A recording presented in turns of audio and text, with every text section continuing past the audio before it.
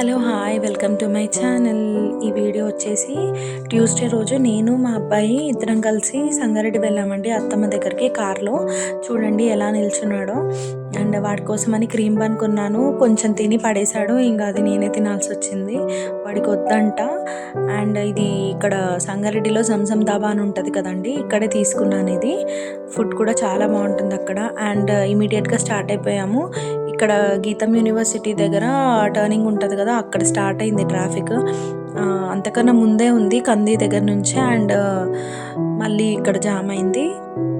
చాలా టైం పట్టిందండి నాకు. నిన్న ఎందుకో అర్థం కాలేదు, మేము సడన్గా వెళ్ళిపోయాం కదా. ఆఫ్టర్నూన్ అరౌండ్ 12:30కి అలా స్టార్ట్ అయ్యాను.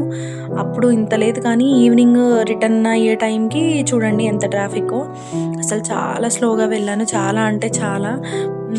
ఎందుకు ఇంతో అర్థం కాలేదు. అండ్ రుద్రారం విలేజ్ దాటిన తర్వాత ఇక్కడ లెఫ్ట్ సైడ్లో ద ప్యాలెస్ అని చెప్పి ఒక రెస్టారెంట్ ఉంటుంది కదా, ఇక్కడ మళ్ళీ జామ్ అయింది. ఫుడ్ గురించి ఆగుతారు కదా. అండ్ రోడ్ ఎక్స్టెన్షన్ వర్క్స్ కూడా జరుగుతున్నట్టున్నాయి. సో అన్ని రీజన్స్ ఇంకా జామ్ అయిపోయింది మళ్ళీ. సో అలా వెళ్తున్నాను, ఇంకా రావట్లేదు. ఏంటో ఫుల్ టైర్డ్ అయిపోయిన ఫీలింగ్, ఎంతో జర్నీ చేసిన ఫీలింగ్ వచ్చింది నాకు ఫస్ట్ టైం. మా బాబాయ్ అయితే ఏమీ అల్లరి చేయడండి, సైలెంట్గానే ఉంటాడు. ఇక్కడ చూడండి, ఈ బస్సు వాడు వెళ్ళడు, ఈ లారీ వాడు వెళ్ళడు. నన్ను అలా ఇరికించేశారు మధ్యలో. ఇంకెలాగో ఒకలాగా కొంచెం ముందుకెళ్ళి ఓవర్టేక్ చేసి వెళ్ళిపోయాను. అండ్ రోడ్స్ కూడా చాలా హారిబుల్గా ఉండేయండి. ఇంకో విషయం ఏంటంటే, మేము ఇలా సడన్గా వెళ్ళిపోయాం కదా, మా హస్బెండ్ కూడా లేరు, ఆఫీస్కి వెళ్ళారు.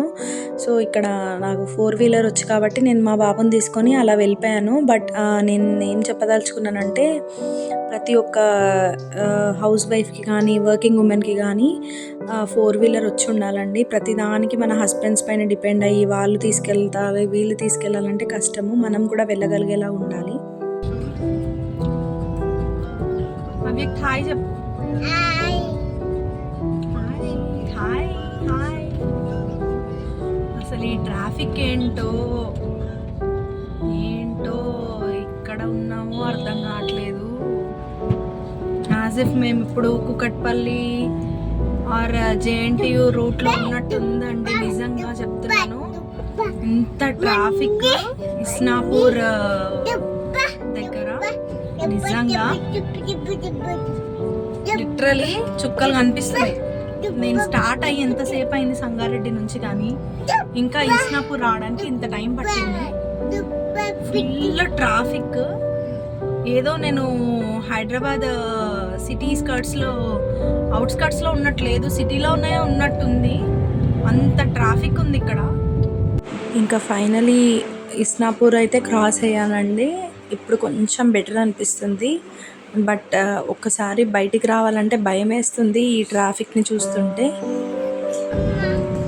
ట్రాఫిక్ లేని ప్లేస్ ఎక్కడన్నా ఉందా ఈ హైదరాబాద్లో? అసలు నాకు కమెంట్ బాక్స్లో కమెంట్ చేయండి.